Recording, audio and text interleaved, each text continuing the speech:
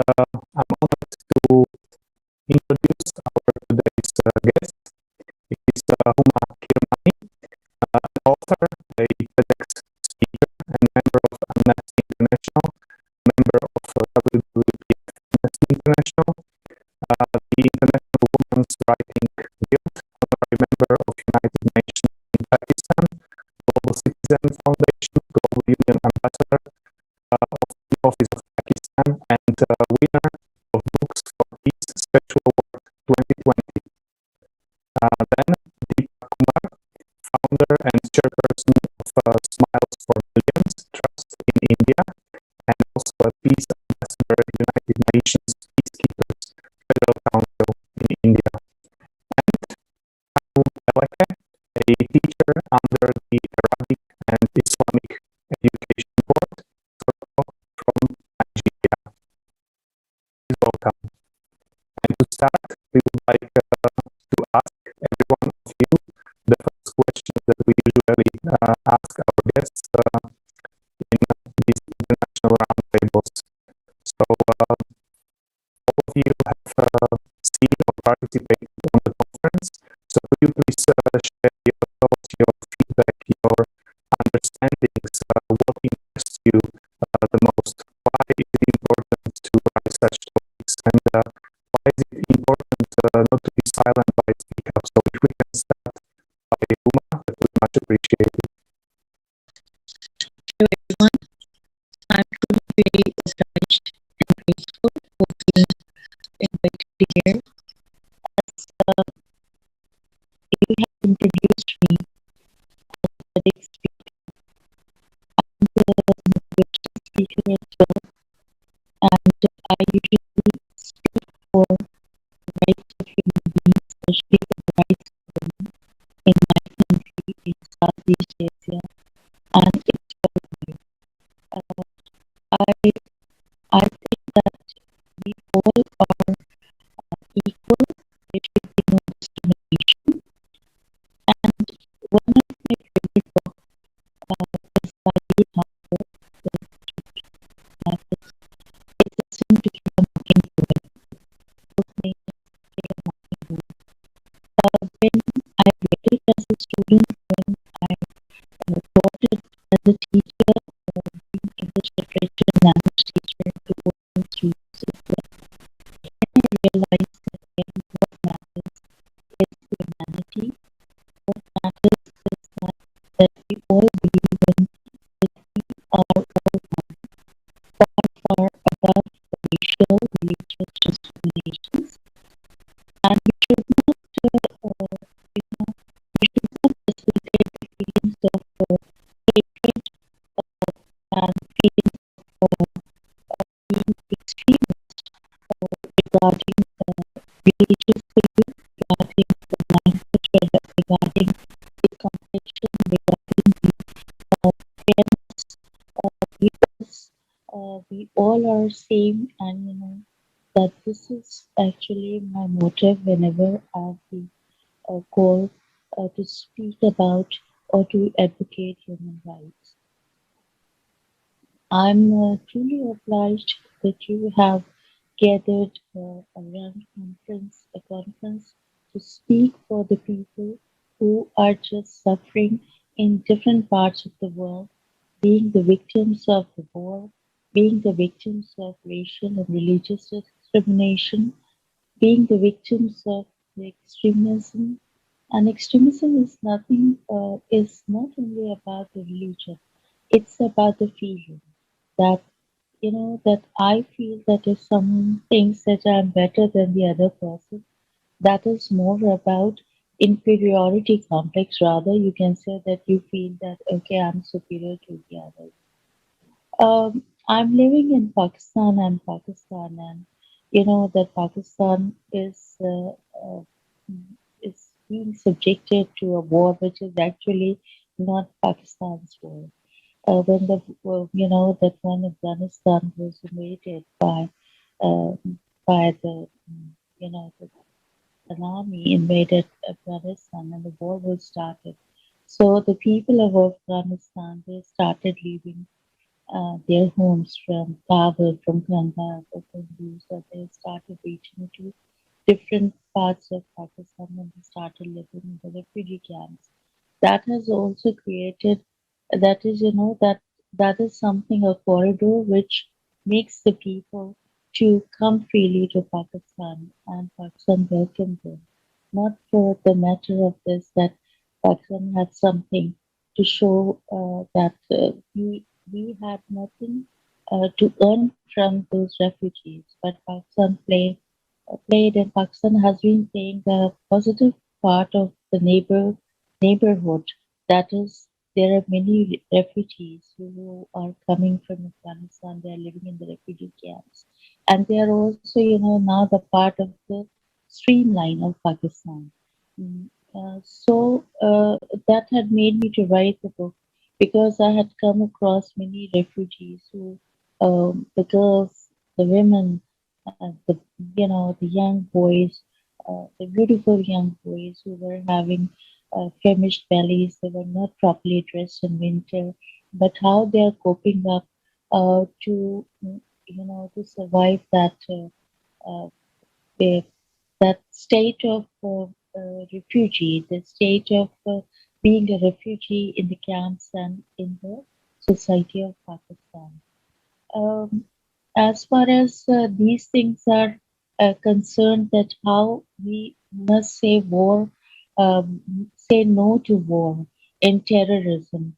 I think that there is no after Second World War, there are no new inventions which have blessed the world with technology, with the modern technology, but rather the people they have started making bombs, hydrogen bomb, nitrogen bomb, atomic bombs, the weapons, the rockets, and that even the people they have started thinking about the Star Wars.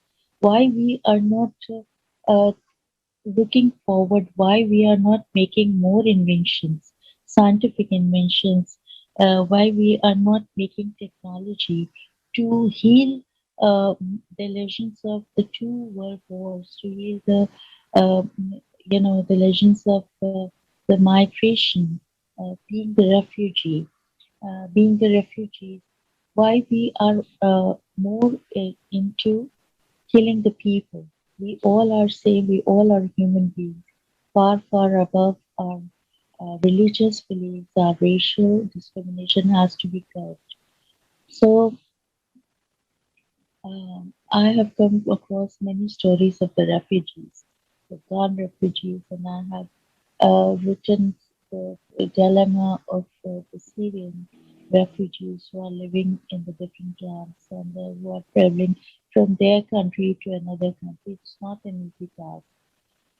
So I think that it's high time that when there should be, you know, a a proper program of peace. It's nothing like that, that the people they gather, they talk about it, and after that, you will hear that this has happened in any part of the world. Why the people are suffering through the, through war and terrorism. It's high time to say no to war. On the other hand, when a war starts in any part of the world, it's not only the war. It starts, the different things like human trafficking and then slavery as well, and the child labor. So, that human trafficking is going on around the world. Then the people, they are just talking about the rights of the transgender, right of the, you know, that is, there are many rights. So the people say that, okay, everyone has got the right, so why not right is being given to the people who are the victims of war, who are the victims of terrorism, who are the victims of human trafficking. Unfortunately, everyone knows that this is going on, and especially in the war zone areas. So why this is not being checked by the law and law forces, law and justice? Why why justice is so blind, why justice is so quiet. I wonder the deafening silence. I'm sorry to say the deafening silence of the uh, um, uh, of of the people who are responsible to create the peace. Why they are so quiet? Why they are not speaking up for the rights of the people? If I talk about my country, Pakistan, that Pakistan was founded in 1947, and it was the biggest migration that the world had come across. That the millions of, hundreds of people from India to Pakistan and Pakistan to India, they are going, and that there was a bloodshed. The people who had been living for centuries, they become the enemies of each other. So that was the biggest migration from India to Pakistan and Pakistan to India. And then the second dilemma which had happened to this subcontinent was that when there was fall of Dhaka. And that's when again a migration, the people migrating from newly formed Bangladesh to Pakistan. Though Bangladesh was previously the part of Pakistan as well. I think that when the people they are asking for the rights, they should keep one thing in the mind that when you are asking for yourself, then keep in the mind that the other people also deserve the same thing. If if someone says that it's my right, so we should not forget, we should not look over that the other people also have gotten the right to speak, to survive in this country, in this world. I'm sorry. As far as I'll concerned about Pakistan, I must say that now the time has changed. The girls are being sent to the school, but again, there are certain issues which are supposed to be highlighted, which are supposed to be justified by law and order situation. I'm sorry to say that there are laws in Pakistan for the rights of women, but they are not being executed. I don't know why. There's a reason that that Pakistan is an agricultural country. That most of the part of Pakistan is based on the rural areas where they are having their own laws, where they are having their own regulations.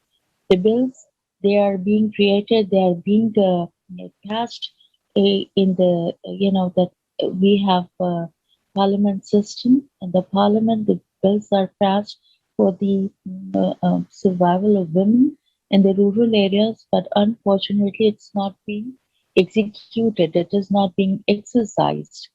When I'm talking about that, it's not only the war which begins in any part of the world, it's not only the dilemma and the tragedy of the refugees, but also the human trafficking and slavery as well. So, as far as if I'll talk about the rural areas of Pakistan, the bills are there, the laws are there, but they are not being exercised. The one thing that is the honor killing and the child marriage and the child labor. We are a third world country. Mostly the people over here they are poor. They are not having the facilities that is being required. That is the right of a human being. And again, I would say that humanity is above any sort of racial and religious discrimination. And we should say no to war. Stop designing new weapons. It's high time to create more, the vocational centers, institutes. And as Deepak Kumar is there, he's from India. I always say that there are many friends which I am having in India and Bangladesh. I think that these three offsprings of the partitions, uh, they should stop wasting their money on war. This is the high time that we should realize that we need to focus India, Pakistan, and Bangladesh, because you know that these countries are the offspring of the partition in 1947. We stop wasting our money on war. We stop uh, wasting our emotions on hatred. I think it's high time that we must focus on health and education. We're really uncovering the most terrible thing that happened right now in our society between the nations that live in your region. And do you know what? That's very, very difficult to hear and understand that unfortunately we see such a picture all over the world, doesn't matter in which part and of the world you live and in which country, you still have it, you still see it on the bigger or on a smaller scale, it doesn't matter, but it's present here. And you know what, I'm just realizing, so that's not something that happened in one period of time or in one geographic position. No, that's absolutely similar symptom to the format of a society that we live in. So, and I truly understand your, when you say we need to stop wars, we need to stop investing our resources, our attention, our money and everything in a development of weapon. And you're absolutely right. And we need to invest those resources that we have in order to preserve the human life, because right now we facing such a crisis, social crisis in our society. So many thousands of people dying every single day from hunger, from wars, from climatic disasters. Refugee is just climatic refugees. It's another topic that we start to see with each day more and more and more. And the reason why we cannot treat this problem, why we cannot find the solution, why we simply cannot agree on and to sign the peace treaty, only because in our society profits stays on the first place, which means we do only those things which brings material profit. But what we need to do as a society, we need to really unite and create the world where the human life will be the highest value, where the format of a society will be creative oriented format, which means we people will do everything possible in order to create life condition suitable for this time, this geographical zone, that every single person can live happily and have available all the resources, that we don't have to migrate just in order to find the resources to survive for us, for our families. And of course, where wars is just unacceptable, and all of types of different violence, and of course human trafficking and child labor is just unbelievable that we have in our society, and we have on such a scale. It's just enormous problem. And you were absolutely right that we need to speak up. So we need to raise that topic on the different scales, and we need to be aware that we are facing this problem, and that problem is very, very big. And there is no guarantee that you and me and the members of our families will have to follow these terrible stories of the refugees and what these people have to go through. So thank you so much, Humo, for raising such an important and difficult at the same time topic. And I would like to ask Deepak, could you please share your impression and your understanding about the conference and the importance of raising those topics that people presented on this conference? First of all, namaste from India. And I would like to say that this conference, I think in my first time in my life, I saw that something is going very important. As well, being the youth of the world right now, this is the time to understand why the topic global crisis, the time for the truth has been raised. So this is for each and every viewers, listener, that we should focus what has been shared with us, because this is the time when we have to understand what is the truth. Even we know that, but we used to ignore. But no, if we want to exist on the Mother Earth, and if we want all the biological process to happen on Mother Earth, we have to understand that this conference is the warning for each and everyone. Not only to watch this conference, but to follow and to implement this on the ground is very, very important. I would like to tell each and everyone who is listening, who is watching this conference and watching this feedback of the conference, that we should share this video to each and everyone. And let me take one of the example which we are taking in India. So we are sharing this video and we are making the short video of all this and sharing to the so many people living in the rural areas, because they are also the part of it. We are explaining the importance of creative society, why the importance of creative society, why we have to implement on ground. So it's not all about making money. It's all about thinking the future of the world, thinking of the future of our animals, thinking the future of our humanity. All these things are very, very important. So we started doing this, and we are also trying to spread this message of Global Crisis Conference in our local languages. That is very important. In Hindi, it was already translated, but as even Huma ma'am already said, that in her country and in my country also, 70% of the people, they're residing in rural India. So it's a huge percentage. We have to understand that.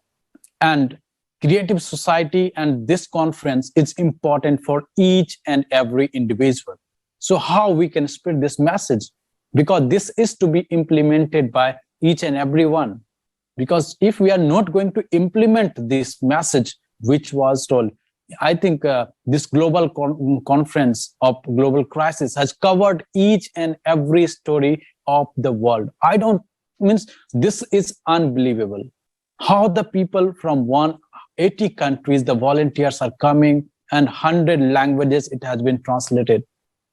I think now it's time for us, it's time for the youth to cover this conference into thousands of languages. And this is possible if we think so. Whenever we are going in public places, we are going in our colleges, we are going in any places where we see that 5 people, 10 people, thousands of people. So I think this is very important to discuss about this global crisis and implementation of it. And this is possible. You can cover it in your office work. You can cover in the presentation which you are giving. I think I request each and everyone watching this conference to include this global crisis and this topic in each and every presentation you are giving in your schools, you are giving in your colleges, you are giving in your country or anywhere, because this is not the topic, but is the real truth that we have to implement it on the ground if we want to save the Mother Earth. And the most important, I would like to tell you that how we are implementing in India. So we have more than 5,000 slum children. They're studying here. So we are giving free education for them for last 8 years. We are going to the rural India. We are empowering the women. So they don't have money, but they have their vision. I think this is the real meaning of creative society. So it's not always we should think about how we can make the profit. So it's always about think about the humanity.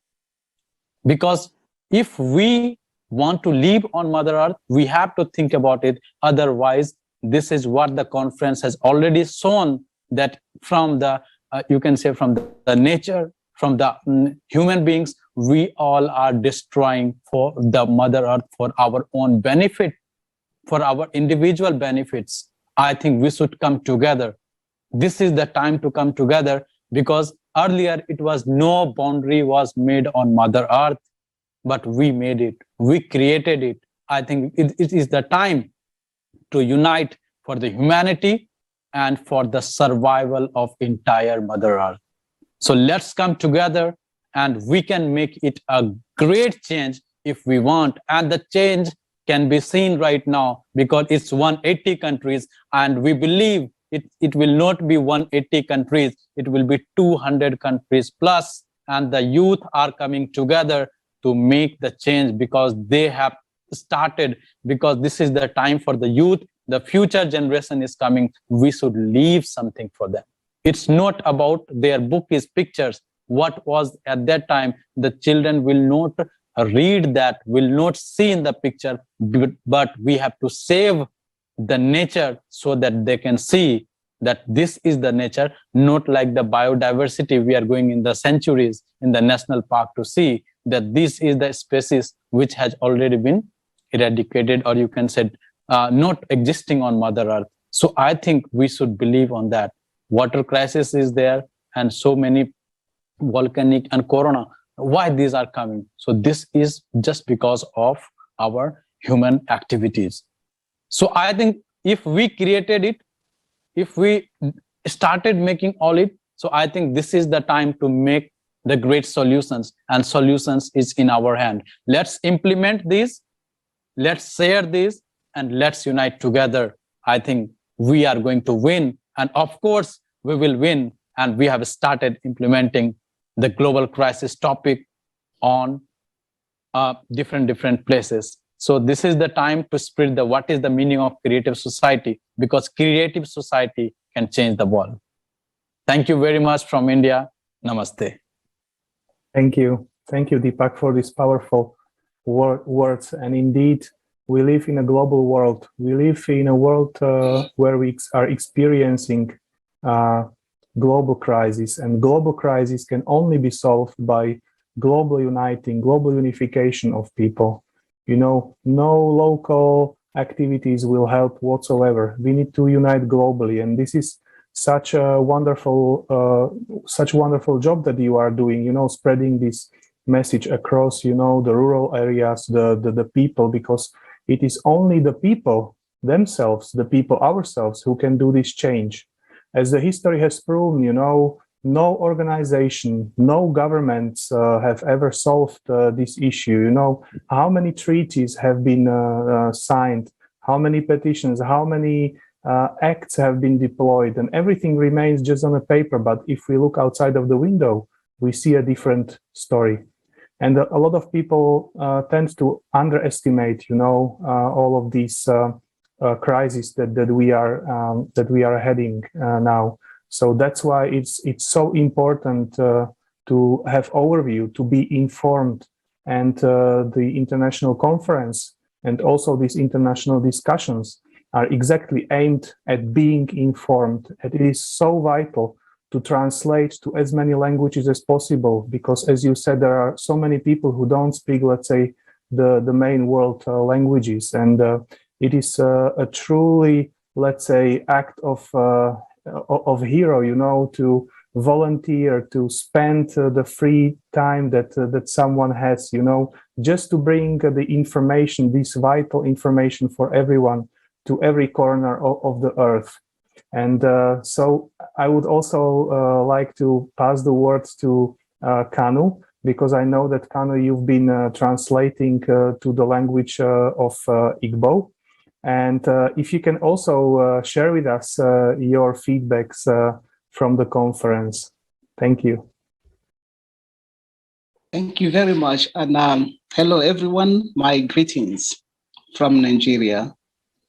Yes, we have been translated, and the last time we had the conference on the 4th, we, in order to get this message across to people who are in the rural areas too, we translated in Igbo language, which is one of the major languages in Nigeria. And about my impression about the conference, just like when I was listening to all of you, I was listening to Deepak and Huma. what came to my mind is that, yes, it's also what was said in that conference. I think is the beautiful thing about the conference. Everyone, has realized that there's need to, break through the barriers imposed by the consciousness that is that which divides us. And I was happy to hear the religious bodies, the representative from Pope Francis. He made a call, even quoted the Bible, the Holy Book, where Jesus was said to have referred to all human beings as brothers and said we should all come together as under one umbrella, under one platform. And Amir Aziz, who is the imam of the oldest mosque in Germany, also made the same call, quoting also from the Holy Quran. He also said the prophet had said all human beings are one and should come under the same umbrella on the same front. And then that was also the message passed by the scientists when I had one of them particularly also said that the crisis we have at hand is beyond nationalism, is beyond localities. So it's not something we prefer local or national questions, answers, solutions to. They are problems that require global solution, which means there are problems that all of us, every one of us, need to, take interest in. Just like somebody said, we should see, learn, and then do. It's time that the world look at the global crisis as really global, especially with the climate crisis we are facing. It's not something, Marita, I heard you saying, it's not something that treaties, conventions, laws, and all those declarations, we've had them, but then they are all paper tigers, they have not solved our problem. So it's something we really need to understand what the real problem is before we could prefer real solutions. And that is one of the things I'm happy about this global crisis, time for the truth. One of the areas I found most interesting is the area that has to do with waste pollution, and then the solutions that have been given so far, and going forward to renewable energy, which is being profiled as alternative.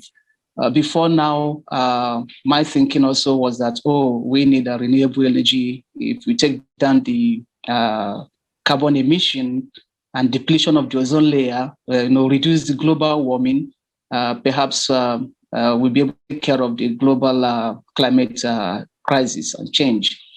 But from what I heard and listening to speakers, experts, during the conference, I realized that a lot is happening which ordinary people don't have knowledge of. People are just making a profit from others' ignorance. And that was why the question that one of the speakers posed really touched me. He said, if we are fighting over rubbish, referring to waste pollution, if we are fighting over rubbish, what more will we do when we have to distribute a piece of bread to go around each and every one of us? What more will we do? The waste management or the waste pollution, water pollution, air pollution, and then some of the industrial pollutions, the problems we are having with them. It's good that these things were brought to the fore. I got to realize that contrary to what we are told, even some of those recycled waste products actually are not the recycled products themselves, because the percentage of, let's say, the oceanic plastics that are being claimed to be recycled are not commensurate with what we are getting. So people are just using, names, stamps, say this is recycled, and then we are buying, thinking also that, we are helping to reduce, the climate or global crisis. But unfortunately, we are making some other people's pockets, richer. And it's unfortunate that humanity or human could allow ourselves to be dominated by these consumer formats of consciousness that all we are interested in is just profit making at the expense of human life, which is the most valuable thing that everybody ought to really focus on. I was here when I had humor talking about the global crisis and talking about some of these situations. It's really pathetic. It's really pathetic. But that is why this conference was quite inspiring to me, because it gave opportunity for the world to come together and see that the problem is not really external. The problem is internal. It's with us. Our ability to, change these consumer formats of society and then replace it with creativity or creative society. Let me talk a little about the renewable energy and what I felt very interesting about it. Here in Africa, here in Nigeria, we're talking about using of introduction of renewable energy. In the state where I live, we are talking about use of solar powers or solar energy. In the state also, we had one time implemented or experimented with wind energy. I didn't know that they also, the claim was that this renewable energy, they are what we need, they are the best. But then they also have their side effects, which we most times don't really take time to consider. So thinking that, they are renewable energy, they are in a green alternative is all about it. But then it requires that we should also look at the other side of their side effect, which was what Alex, if the topic he presented, which really got me, interested. We should look at the other side, the side effects of this renewable energy. And it all goes down to the fact that until humanity infuse our technology with, humanness, until we infuse it with humanity, we work for human and not for profit. We say that we will continue to hide the facts, and then obscure so many things. And then ordinary people like many of us, we go on believing that, we are making progress when we're actually not making any progress. So it was quite eye-opening, it's quite heartwarming and very inspiring, having attended and listened to the conference and also participated in doing some of the translation. Though the translation part was funny because it's the first time we are trying on it. It's like you went to exam hall, you had prepared for questions you expected to come, and then when you got the question papers, even though there are things you have read, you see, you feel like a bit uncomfortable, and then it was a bit strange. But it's the first time, hoping that as we proceed, we will do better. The world should know about, the truth, and we cannot run away from the fact that if we don't implement the creative society, then it is doomed for all of us. God forbid. Thank you. Yes, thank you very much. And I would just like to add to this, that this is just another result of the consumer society that we live in, where we are presented these lies or partial truths in media, about these green technologies and stuff like that. And then you find out some of the very hard facts, that there are, let's say, the solar panels cannot be recycled, and usually they end up on waste dumps in Africa, and the waste of the solar panels is 300 times more toxic than the nuclear waste. You can see children having to work on these waste dumps. Then you read a study that by 2030 there will be 8 million tons of green waste, and by 2050 80 million tons of green waste. And all this waste is basically exported, if legally or illegally, from the, let's say, developed countries into the poor countries, and these are just the hard facts that we unfortunately don't hear in the media. And this is another benefit of these conferences, organized by volunteers in their free time who are not in any way, sponsored by anyone, so can just freely speak the truth, and this is the truth. And you know, another example is you know, this big business with waste, where you can see, for example, this biggest waste dump in Ghana, where nearly 200,000 tons annually. This is the biggest dump of the electronic waste from whole world, from North America, from Europe, you know, from Australia, that is being shipped here, you know, and that ends up here. So none of this is being shared with the people. And maybe you can also share it with us if you have some experience, how this impacts, you know, the health of the people living in these areas. Yes, Marit, I will, because you see, in recent time, there has been this increase in, you know, people, you know, getting infected and dying of cancer in my part of the world, and you know, the uneducated suggestions that we give to it is, oh, it has to do with, you know, some things that are really, I'll say, mythical. But you know, listening to that conference, like you rightly have just mentioned, some of these industrial toxic waste that are being exported to Africa and some developing parts of the world. This you know, toxic waste, because they can't be recycled, they go underground, and you know, they are part of the underground water, pollute the underground water that people drink. So you see, it's not a question of saying you are drinking water from the stream, or you have a borehole where water is coming from the tap. The fact is that this water has been contaminated underground. So it's cancer is one of the results of such contamination, and it's just a pity that people we spend money on medicine without really knowing that the actual cause is what we thought, what we didn't even think about. And it's unfortunate too that there's a collusion. Humans collude with other humans from other parts of the world, you know, accept bribes to adjust facts, and then to adjust documents, and then, you know, everything affects everything else. The world today, you might, you know, enjoy the benefits of your riches, but what about your children and grandchildren? If there's no world, who will be there?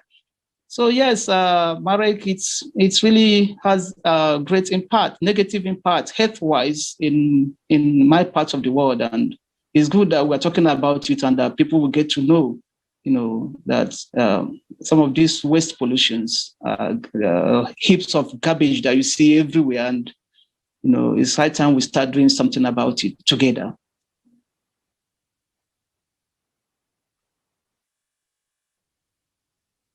Thank you so much, Kanu.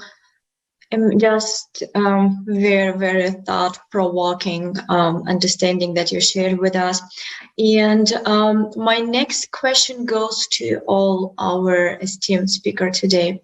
So we faced right now like unprecedented crisis, and we already understand that we are all responsible for what we have right now. Because if we are passive, if we don't act, we support the format that we live in. And how do you think how the situation will change if everyone takes action?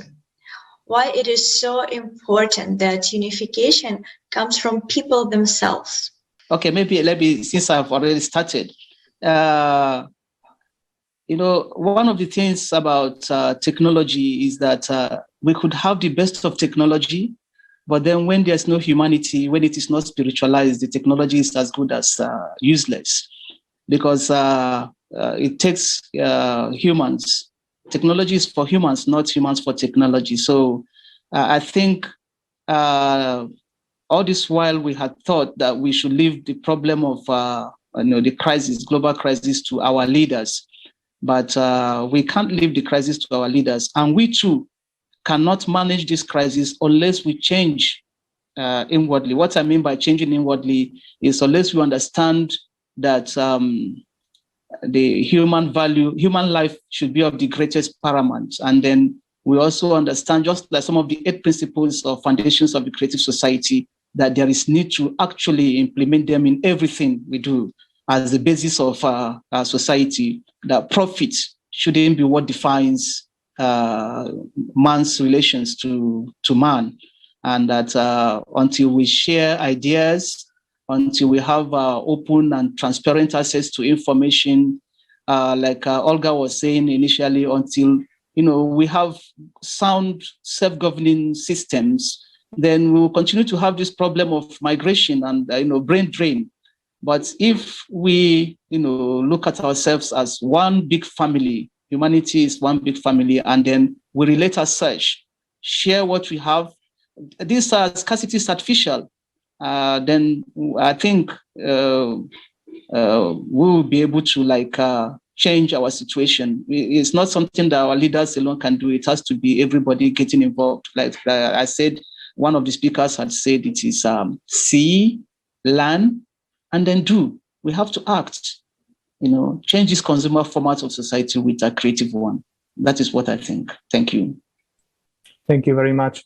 And I would also like to ask the same question, Huma, now, and maybe just before that, because one thought came to my head is I know that you have grown up in an area, that was mixed of two cultures and two, let's say, nations who have been peacefully living together, but then from some time they were they started fighting, and we can see this in a lot of corners of the world. For example, there is now, you can hear or read in the media, that one country is attacking the other one or wants to attack, and then you hear that 70% of people think that it will attack and they support this, they support that. But to my mind, this is just a manipulation, because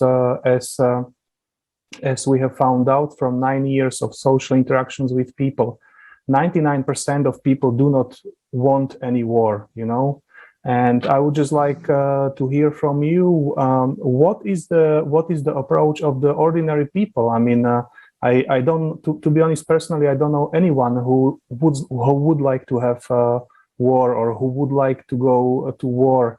And so why is it so important for us people, to not be silent, to speak up and talk about this, to avoid such a conflict? Thank you. I was listening to Kona, and everything that you and Kona had described about solar panel flexes, that soon they'll be dumped in Africa and the water is being contaminated. I really feel very bad when we say that why the people who are living in Africa, they're being used as guinea pigs. That all type of experimentations are being carried over there. As far as the subcontinent, or you can say the Southeast Asia, is concerned, if we'll just talk to the ordinary people, no one.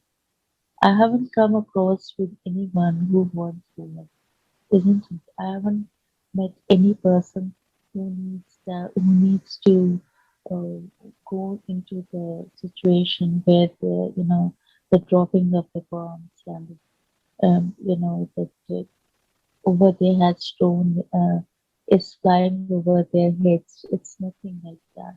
As I've said, that this pandemic, this COVID-19 situation has revealed that there is no health policy all over the world. So, that it's not like this, that the two nations like India and Pakistan, that is the people of India and Pakistan, or the Bangladesh, they become enemies of each other and they started fighting. I think that this is something when they have felt that they have got different identity, different ideologies, then they just started looking into this uh, formation of the two nation theory. And then afterwards, in 1970, after fall of Dhaka, the Bengalis, they have started thinking that they are the separate nation. But again, I think that the time has changed. Many people from India, from Pakistan, even from Bangladesh as well, they want to live as a peaceful nation. But the problem is this: then who initiate war? If the people uh, across the borders they don't want to live in the war, you see that there is a place in Punjab, the part of the Punjab which is in Pakistan, the Wagah border. I'd been there, and I just, that it's just a thin line of a thin geographical lines, isn't it? And we can see the people who are living across the border in India, and they can also see us. So at that time, the thing that came to my mind that, you know, when they were living together, when they were friends, when they were living like families, that idea that imparted into the minds of the people that they are the two different nations had come into the mind. Okay, it had happened, but I think that we should care, we should respect each other's rights, and we should not go for any more wars in this area, in this subcontinent, because we need to work more on education and health. Uh, I have many friends who are living in India and Bangladesh and Nepal as well, and in Rohingya as well. So you see that a commoner doesn't want to go on war. A commoner doesn't want to be a refugee. A commoner doesn't want to, implement oneself uh, for the designing of the weapons. That one thing Kone has said that I really appreciate, that he said that technology is for humans. Humans are not for technology. And the things that you have said, that everything is just going on the basis of the money earning, on the basis of, if you have read that Shakespeare's play, The Merchant of Venice, there was a character Shylock, and he just grabbed the people, grabbed their identity by just giving them the money. And when he won the money back, and the person who has taken the money from Shylock, it's a character in the Shakespeare play. So in one of the scene in that Merchant of Venice, he said that okay, if the person is not supposed to send the money back, then I want to have that much flesh of that person's body, isn't it? So now you can see that what is happening. The people are being bribed.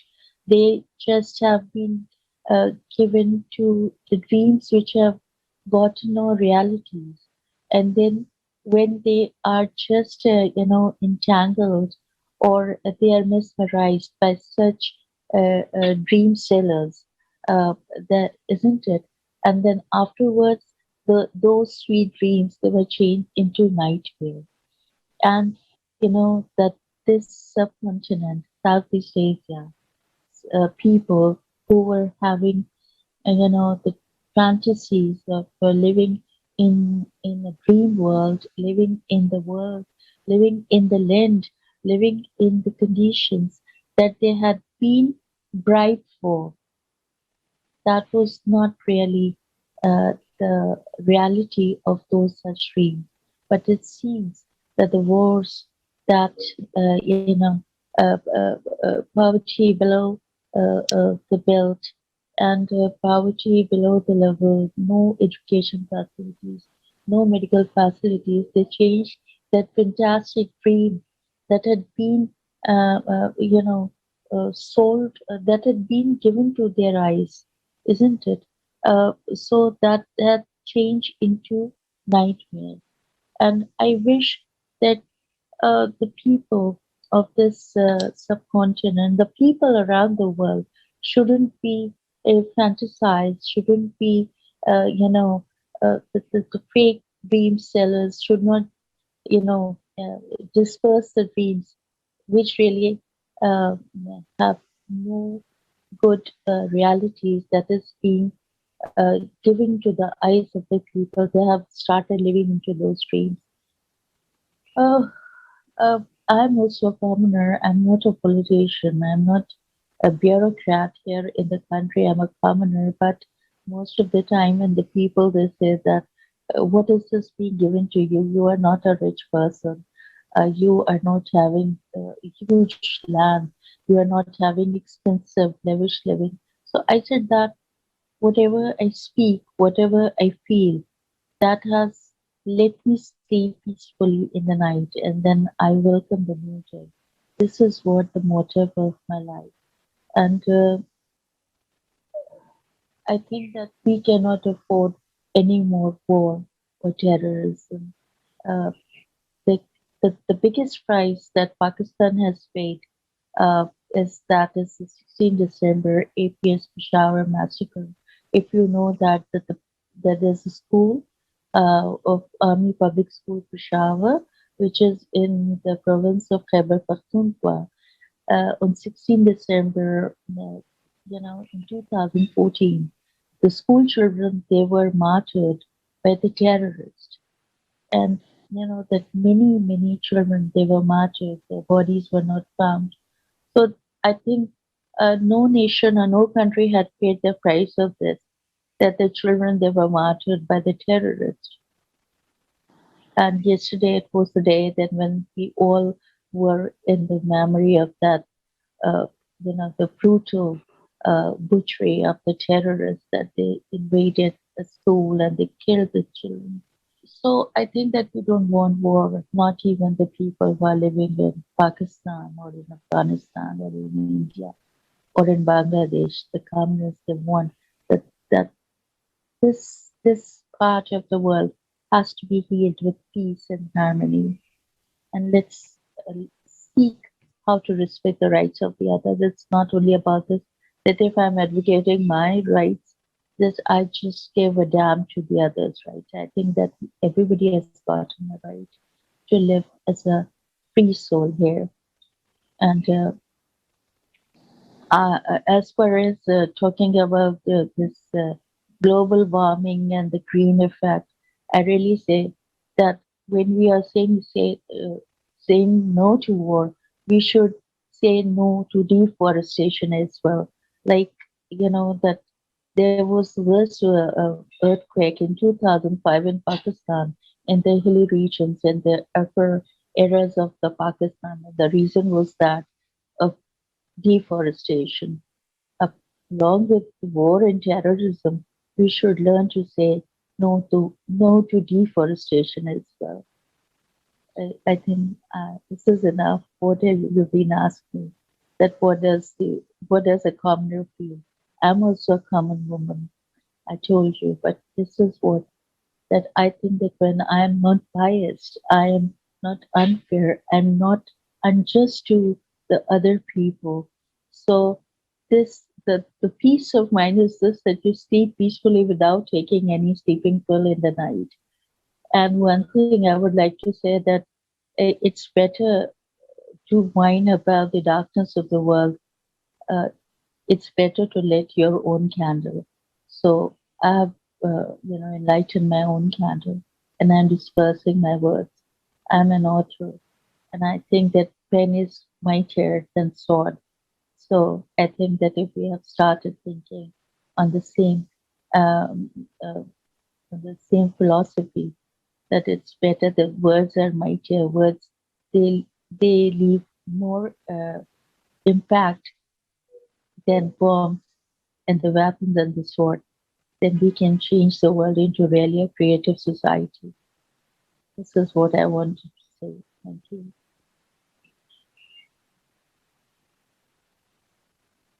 Thank you so much, Huma. And I really like that quote about not fighting the darkness, but instead lighting as many candles as possible. That's what we are trying to do. And that's what we are already doing. Millions of people from around the world share information about the truthful information about what happening, what facing, what kind of problem we have, and of course sharing the solution that we have right now. And I would like to ask Deepak. Deepak, you do so much, and you are the greatest example of how young people should act. And could you please share what do you think? How can the situation change in the world if everyone takes action? And why you personally think that creative society is vital for all of us, for all of the humanity? I think this is a great question, and I think whatever the experience, what I have got from the creative society, I started working, I think it's been 2 years associating with the creative society project. I thought at that time when it was started in India, and I think I was interviewed by both Olga, I was thinking that how is it possible to bring creative society and make this possible in India? It's 140 crore population. So I think it was started with a very small number, and we were only 10 volunteers working, for each and every conference. We don't have at that time. It was very hard. Time was also going on, and it was Corona time. But I think what right now we can see at the time when the global crisis, the time for truth was, it was shown, and great experienced people all across the world coming together and share their vision, facts, and the news, which is to be understood by each and every individual. 180 countries and in 100 languages. This is sure now we are ready to change the world. Previous year it was 40 language around, I guess. I don't remember, but it was. But now it is 100 language. What is the conclusion? It means we are changing. We are implementing the creative society, and the world is ready to change. And the world is accepting the 8 foundations of creative society. I used to take my mic in the village, and I used to go to the people who never touched the mic, who never seen the media coming in the village. But I think we are going in the village, and there's so many volunteers from India coming together to translate, coming together to envision the feeling of creative society. And now, if 140 crore population can be aware, now we can see there are many volunteers coming to explain about the creative society. Many guests are coming, they are expressing their vision on creative society. So one thing is very sure, now we have accepted the creative society. This is a great news. And the reason why I'm telling you that we have already seen during the conference. And of course, the global crisis, whatever the facts has been taken out, I think this is not I think we cannot study in a very small period of time. We have to give time to watch this conference again and again, so that I think we can write a book. We can, I think we can make some other videos. We can make some small clips. We can make some movies if we can. And if we can go in the village, if we can go in the rural areas, if we go anywhere, we can translate it. Second point, what we are trying to adopt to spread this creative society, and especially about this global conference, that we are going to village, and we are translating it with some accents. I think you might have heard about the street play. Okay, So we are going, and we are also talking some of the youth to come together to explain why this creative society is important and how we can spread it and how we can implement in the society. This is very, very important. And the good news are now we are coming together. I think something great can be seen from India. And of course, we can see something great news always from all across the world. So implementation part is going on, and this is what we have to create, and this is what we have to understand. And if we can bring this conference in 100 languages, I'm very sure next conference will be more than 150 languages or more than that. I think this is the time to come on the truth, and we have to implement it. And of course, we never have to think about, like making profit and everything. And especially youth are ready to create it. This is why the Creative Society and the 8 foundations are being, implemented by the many of the youth all across the globe. So let's come together, and we are together, and we are going to do so many things right now. And this is the time that we have to unify. We have to come together to implement all these. As our honorable speakers also said, so many points which is to be noted in our mind so that we can implement it. But most important, what we have to implement, we have to save our nature. We have to think about global warming and how we can do it. So the solutions are very clear, what we are doing in India. So we are going to the village to villages, we are going to the slums areas, we are going to the schools, we are organizing the awareness camp based on the environment. We are giving education, free education, but only charge is you have to plant a sapling. So one student, one sapling, it means we are covering the world. We are thinking that the world should not be only thought for the profitability. So it's time to save the world, and this is how we can implement. We can plant a tree. So I think small ideas can change the world. And we are implementing it. Thank you very much from India, and thank you. It was a great honor to listen all our guests, and thank you very much for organizing this international discussion. Namaste from India.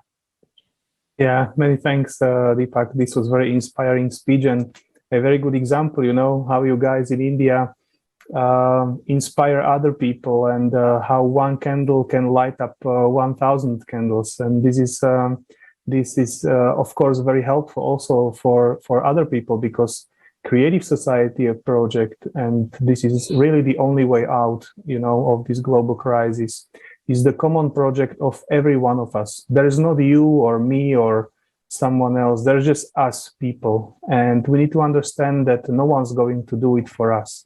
And I really like the approach, the active approach of Deepak, reaching out to the young people, to the community, because this is really how we can tune to the one single wave that can basically, based on this synchronicity, it can help us, gather so much energy that we can really create a better world. So that's why I would also like to encourage you, our dear viewers, not to be silent, start to be active. Please send us questions.